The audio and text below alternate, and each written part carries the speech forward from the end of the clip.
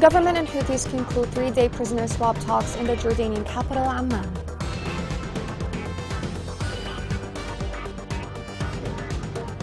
The UN says that the level of food insecurity in Yemen is alarming.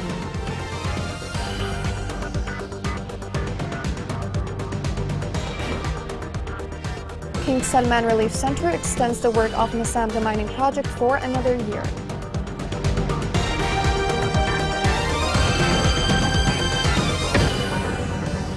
Welcome to Yemen Today TV. This is the English News with me, Shazad Dilbey. The government and the Houthis have concluded three-day talks on prisoner exchange. According to the government delegation, talks were positive and will continue in future soon. The delegation added that Houthis showed willingness to release the politician Mohammed Qahtan without giving further confirmation. This report has more details. The three-day prisoner swap negotiations between the Yemeni government and the Houthi rebels in Jordan came to a positive conclusion on Sunday. According to Majid Fadail, spokesperson for the Yemeni government delegation, the discussions were successful in securing the release of thousands of captives and detainees held by both sides. Fadail disclosed that the Houthis have agreed to release Mohammed Qahtan, a politician who has been detained since 2015, in the upcoming prisoner swap. Additional proposals were made during the negotiations by both parties and will be submitted to their respective leaderships for approval before the next round of talks, which is scheduled for early July. Meanwhile, the UN Special Envoy for Yemen, Hans Grunberg, welcomed the positive conclusion of the talks in Jordan's capital, Amman. According to Grunberg, the two parties agreed to continue consultations on the proposals and ideas discussed and to consult with their leadership in order to agree on a detailed proposal that includes priorities identified by the parties for this round and a mechanism for implementation. Speaking ahead of the exchange in April, the UN envoy to Yemen said that the country had its best chance for a peace deal since the civil war started more than 8 years ago, although much work remained to be done. Qahtan, a prominent Yemeni politician from the Muslim Brotherhood-affiliated Islah Party, was kidnapped by the Houthis in Sana'a 8 years ago. According to the government, the Houthis have refused to grant access to Qahtan, despite repeated requests from the UN, local and international human rights organizations, and the politician's family. UN-sponsored talks between Yemen's government and Houthi rebels in March resulted in the release of roughly 900 captives in April, the second largest prisoner exchange between the warring parties in more than 8 years. The UN envoy to Yemen, Hans Grunberg, praised Saudi Arabia for allowing direct flights from Sana'a and considered it an important step to restore peace. In addition, Grunberg expressed hope that such a step will encourage the parties to ease and lift restrictions of freedom of movement on civilians inside and outside Yemen and to reach a comprehensive ceasefire. The Yemeni government announced the arrival of more than 19,000 Yemeni travelers. According to the government, the number of Yemeni travelers arriving in Mecca is more than 19,000. The Undersecretary of the Ministry confirmed that the last days of the promotion will be on the 29th.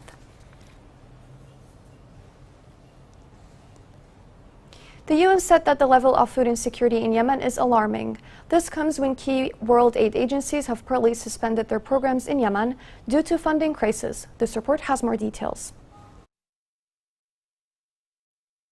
As we face an unprecedented global hunger crisis, concerns for the 17 million people who have long been food insecure in Yemen are at all-time high. While the crisis in Yemen is one of the most dire, brought on by protracted conflict, droughts and floods intensified by the climate crisis, COVID-19 and other diseases, it has failed to attract adequate support from donors for years. In Sana'a, Aden, Amran and Lahj, there are several cases suffering from extreme needs for nutritional supplements and medicine, and many cases of children suffering from severe acute malnutrition.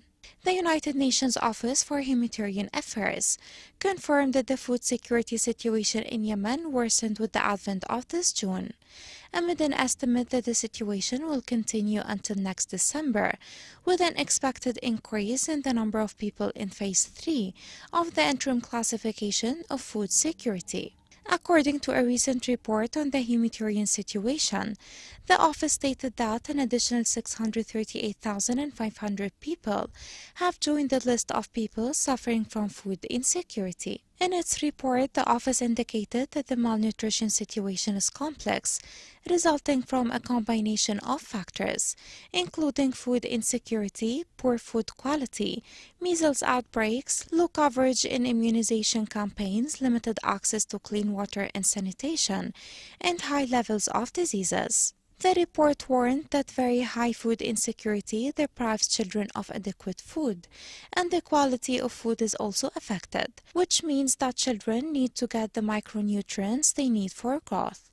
Also, poor access to clean water and sanitation makes children vulnerable to diseases. High levels of disease and limited access to healthcare exacerbate the situation. These factors have contributed to very high levels of stunting, which leads to general loss due to reduced cognitive and physical development, decreased productive capacity, poor health, and increased risk of disease. Men and women are working tirelessly on the front lines to support the people in need and to preserve their dignity despite the complex situation. But moral responsibility demands more urgent action to save lives now. The international community and donors must immediately scale up support in order to address the widespread hunger and malnutrition. Yemen, the worst famine the world has seen in 100 years. Right now, over 8 million people are facing starvation. Since the beginning of the war, 85,000 children have died due to the lack of food. We cannot allow this to continue. The Yemeni people can't wait. King Salman Relief Center extended the contract of Massam demining project for another year. In addition, the Supervisor General of King Salman Relief Center emphasized the vital importance of Massam project in completing the clearance of Yemeni lands from mines that were planted by the Houthi militia. The renewal of this contract with the implementing partner reflects the importance of this project in demining Yemeni lands from Houthi-laid mines. Also, Massam announced that it cleared more than 3,000 explosive devices of war in the first half of June. In its 5 years of work, the project removed about 400,000 explosive devices of war remnants.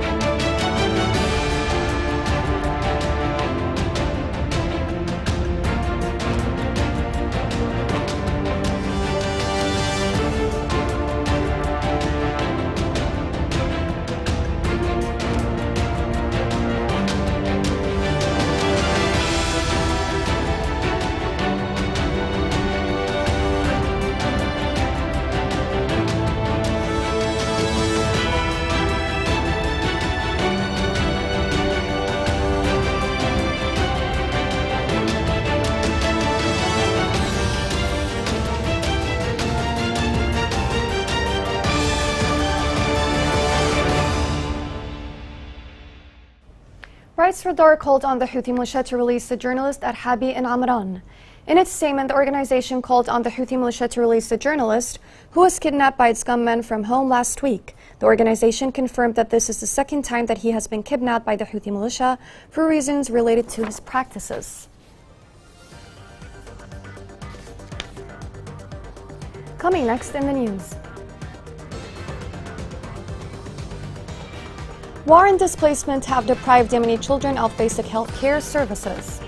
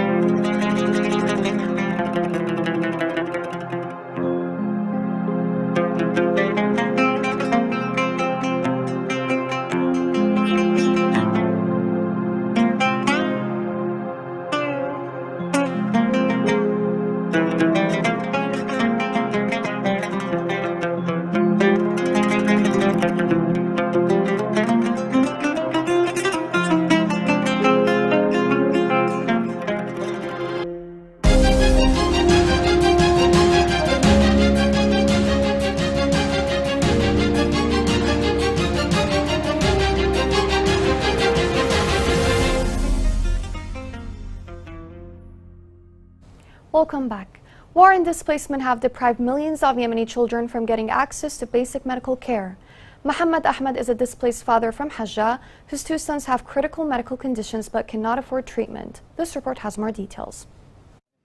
Yemen remains one of the largest humanitarian crises in the world, with more than 11 million children in need of one or more forms of humanitarian assistance. After 8 years of conflict, the national socioeconomic systems of Yemen remain on the edge of total collapse. While conflict, large-scale displacement, and recurring climate shocks have left families vulnerable to communicable disease outbreaks, millions of children lack access to safe water, sanitation, and hygiene services. Muhammad Ahmed Ati, who is displaced along with his 7 children and wife, in a hut in Al-Jada village in Hajjah Governorate, northwest Yemen, tells Yemen Today of the pain of losing his land and only source of income, which has left him unable to provide basic daily necessities for his family. Ati, 34, told Yemen Today that he had to flee his village 4 years ago when the sounds of heavy weapons broke out. Along with his family, he left on foot, carrying his child Ibrahim, who can't walk for long distances due to health reasons. Ibrahim Muhammad Ati has been suffering since infancy. His health deteriorated due to the high cost of treatment, which resulted in a lower back tumor and involuntary urination. Ati explained that at the beginning of the treatment journey, doctors in a hospital in the capital Sana'a told him it was necessary to perform 2 surgeries for the child once he's 4 years old. To save up for the surgeries, Ati had to sell his wife's gold. However, that year, Ati's village, with all its homes and farms, devolved into raging confrontations between the parties to the conflict, and he and his family ventured empty-handed in search of shelter and treatment, their futures hanging in balance. Doctors at the Al-Jada Health Center in the Midi district north of Hajjah stated that multiple cases of various intractable diseases arrive at the center awaiting treatment. However, the severely underfunded center is unable to provide them with any health services, except for some painkillers to quell their pain. The national junior team put forward in the quarterfinals of the Asian Cup in Thailand. The player Adil Abbas scored a goal of the national team in the first half before equalizing the Laos team with a powerful shot from outside the penalty area. The team raised its score with this victory to 6 points, with a difference of 5 goals as it scored 6 goals and approved a single goal. Data showed an increase in food prices in Houthi-controlled areas. Despite the increase in the volume of navigation and the flow of goods to the Houthi regions, prices are constantly rising in light of the increases in taxes and transportation costs. Restaurants and fast food outlets in Aden went on a strike in a protest against governmental agencies imposing illegal additional taxes. Local sources confirmed that dozens of restaurants and fast food places in Aden closed their doors to their customers in protest against the imposition of new illegal financial fees. A number of restaurant owners explained that they pay taxes, improvement fees, and other official legal fees despite their continuous increase over the past years. The Houthi militia concluded summer camps with a massive military march in Hodeidah. This report has more details.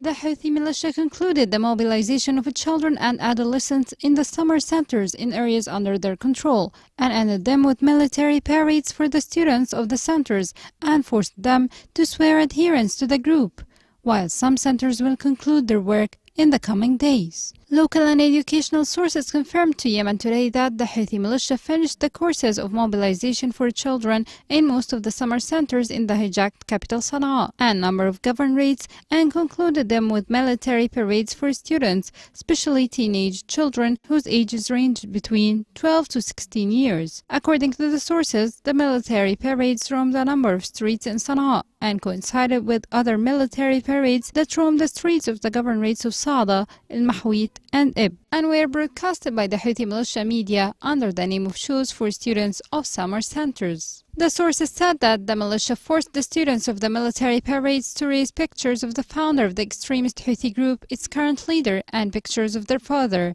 Badruddin al-Houthi, in addition to raising the group's slogan called The Cry and sectarian hostile slogans serving the group. The Houthi leader had a wide presence in supervising the military parades for the students of the summer centers, in addition to the presence of prominent personalities, which reveals the role of the summer centers in recruiting children into the ranks of the Houthi group, as it is expected that the students will be transferred to the group's camps after the blessed Eid. The militia is seeking with all their efforts to recruit a broader and larger number of the sons and youth of Yemen, and they were not satisfied with them, but rather they recruited many marginalized people into their ranks, while children remain the main destination for them to recruit into the ranks, especially teenage children, because they are the group most responsive to the Houthi mobilization, according to what it was reported by one of the militia's mobilization supervisors.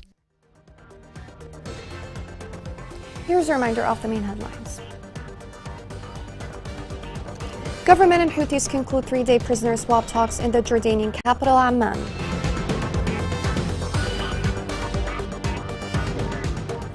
The UN says that the level of food insecurity in Yemen is alarming.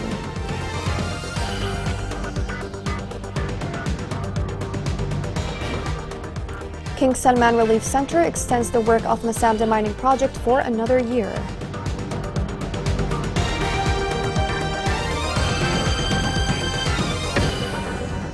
This is the end of the news with Shahzad Al-Baei. Thank you for watching.